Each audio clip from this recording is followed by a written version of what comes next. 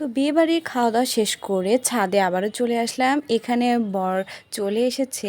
এখানে খুবই সুন্দর বরকে বসানোর জন্য স্টেজ করা হয়েছে। এখানে বিয়ে শুরু হয়ে গিয়েছে, একটু পরেই 7 পাক মালা বদল হবে। এখানে আমি আপনাদের সাথে 7 পাক ঘোরানো এবং মালা বদল সব কিছুই শেয়ার করছি। আপনারা দেখুন আর উপভোগ করুন।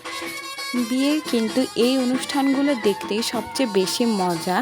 এগুলো হলো 7 পাক, তারপর শুভ দৃষ্টি, মালা বদল, এই সব কিছুই কিন্তু অনেক সুন্দর লাগে দেখতে। এখানে 7 পাক ঘোরার শেষে এখন কিন্তু মালা বদল করানো হবে।